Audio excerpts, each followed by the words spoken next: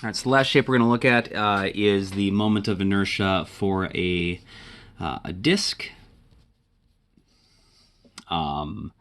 meaning a circular, two-ish dimensional object, or a solid cylinder.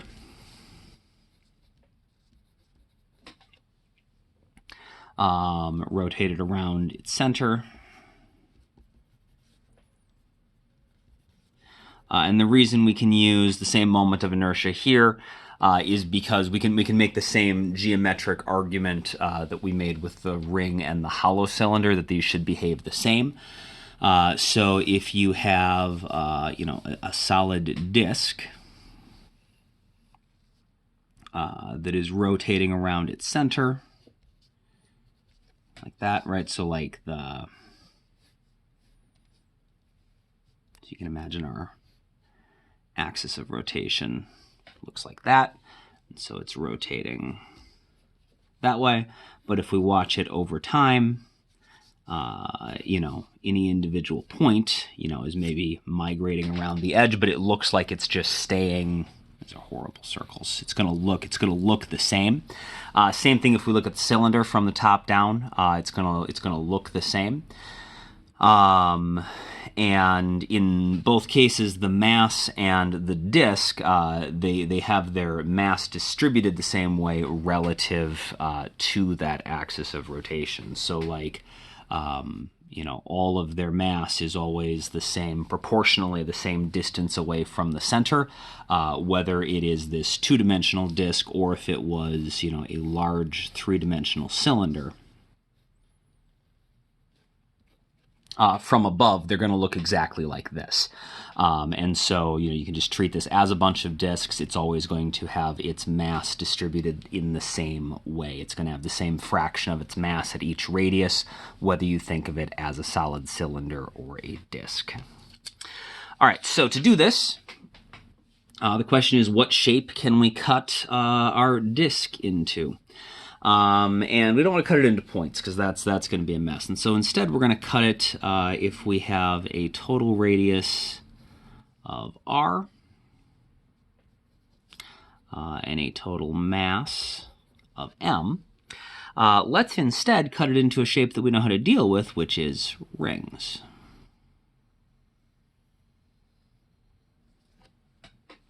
And so each ring is going to have some small radius r, and each ring is going to be, some little bit of r going out for its thickness. And so we're going to take our disk and cut it up into rings, or take our solid cylinder and cut it up into hollow cylinders, and then add all them up.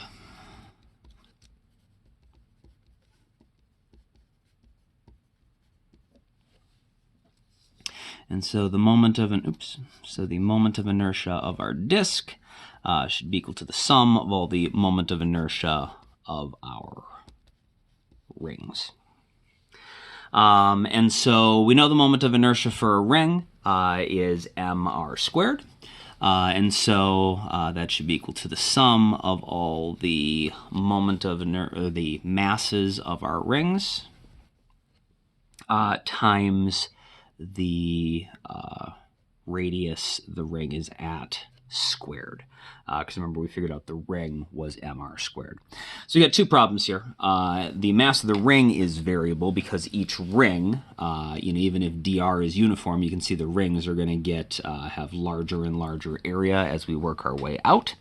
And also the radius they are at is variable. And so we have an integral where we don't even know what the limits of integration for m ring would be, and also we have a disagreement of variables here. And so we need to figure out a way to rewrite m ring in terms of something we can actually integrate. And so in this case, since we're dealing with sort of a two-dimensional surface, remember surface density, sigma, is the mass divided by the area. And if we have uniform density, so again,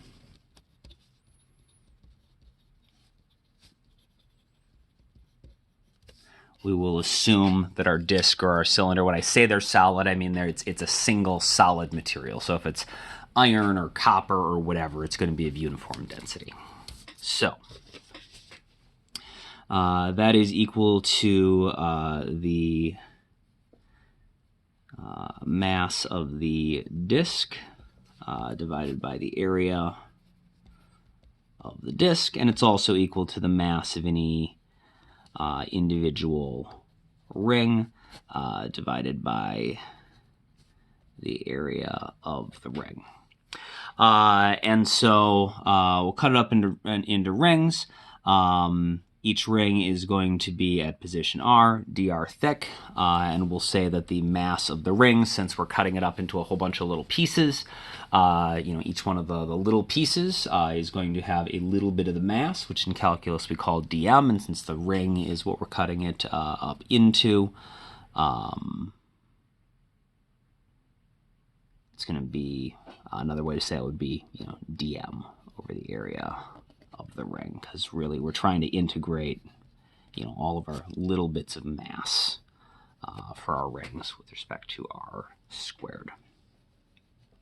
Okay, so we got to figure out how to find sigma, and we also got to figure out how to find the mass of a ring. So sigma itself is not too bad. It's just the mass of the disk over the area of the disk. The total mass is going to be m, and the area is just going to be pi times the outer radius squared. For a ring itself, if we think about what's going on with the rings,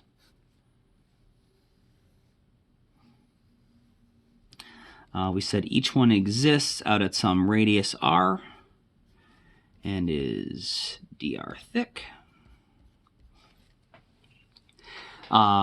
We are going to have, if we take and cut and stretch out a ring,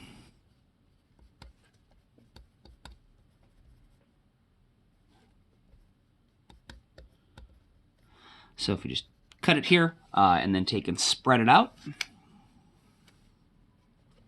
now it is going to be dr tall, and its length is going to be its circumference, which is going to be 2 pi times little r. So you'll notice in all of these things, the constants are capital letters, and the lowercase letters are variables. And so big R is the constant radius of the outside of the ring. Little r is this variable radius to each ring. And so the area of the ring is just going to be the area of the rectangle, which is the length times the height, which is going to be 2 pi r dr.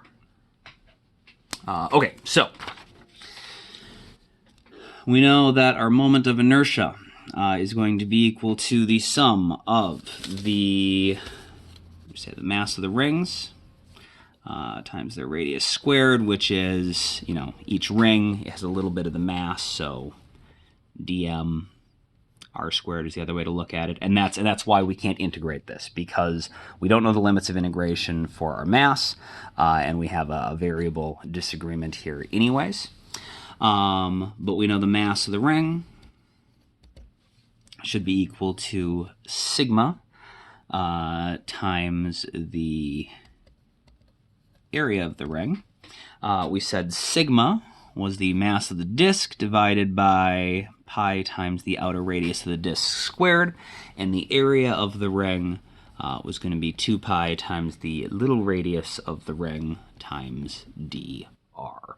And so we can take and plug that in either here or here, depending on how you want to think about it.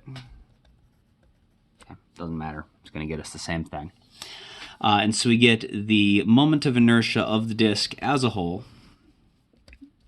is going to be the sum of all of the little bits of the moments of inertia of the rings, which is going to be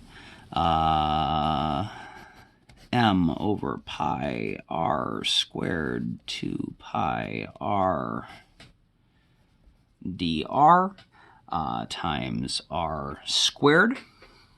So now we're just going to clean this up because that is a mess. We'll pull all of our constants out to the front. So we get an m. We got pi. Big R is a constant. Ooh, our pi's are going to cancel there, actually. We can pull the 2 out to the front, though. And we can pull r squared out to the front, big R squared. And then we're integrating what we still got left. We got little r and r squared, so we got r cubed dr. And then our limits of integration, if you look at what we are doing, our first ring is going to have a radius of 0, and our final ring is going to have a radius of big R. And so our limits of integration are from 0 to R. And so if we go ahead and evaluate that, we are going to get 2m over r squared, r cubed, so that's going to be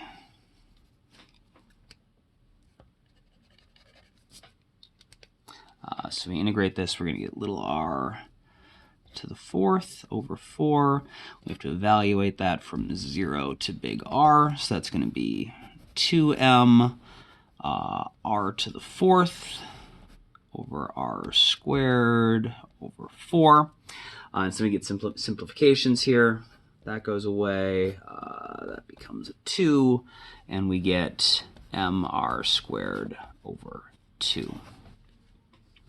Which you'll notice is smaller than the moment of inertia for a ring of the same mass and the same radius, which should make sense because we know that the moment of inertia increases the further the mass is out from the radius. And so in the case of a ring, all the mass is out at the maximum radius. It's going to have a very, very large moment of inertia.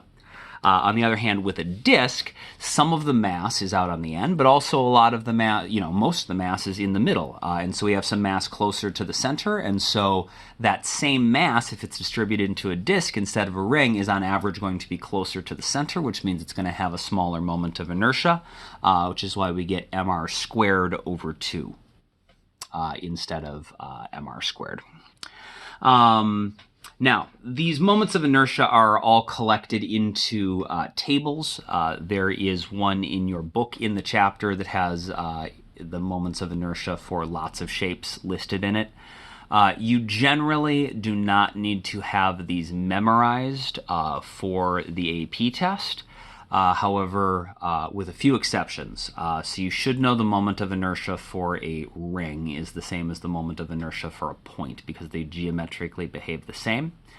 And the calculating the moment of inertia of a bar is a very, very common problem that they ask you to do. All of the other moments of inertia for all the other shapes, they just get increasingly complicated to prove. So like we can do the disk here, in relatively short order, but so like let's say you wanted to do like a hollow sphere. Well, you could take your sphere and you could cut it up into a bunch of rings and you could add them together. And then you could take, if you wanted to do a solid sphere, and you could break that into a bunch of hollow spheres and add all of those up. But it just gets increasingly complicated. And so although you can, if you want to prove to yourself that it works, you can do these, and you'll get the same answers that are in the book. It's not something that you're going to have time to do on an AP test that they would ever ask you to do as a question. Like these weird complicated shapes like spheres and stuff. And so we can just look them up in the table. And in practice, once you know how to find them, it is just like looking up stuff in an integral table. Like you don't need to rederive everything every time. Like it's okay to look something up every now and then. But on the AP test, knowing the moment of inertia for a ring is important. is knowing the moment of inertia of a point and a ring. Those are definitely ones that you should have memorized. And knowing how to find the moment of inertia for a rod rotated about any point, and also a rod of non-uniform density, which we will do in a different lesson. And it is possible they could ask you to do the integral to the one we just did for a disk, but they're not going to ask you to do anything more complicated. They're not going to ask you to figure out the hollow sphere or the solid sphere or something like that.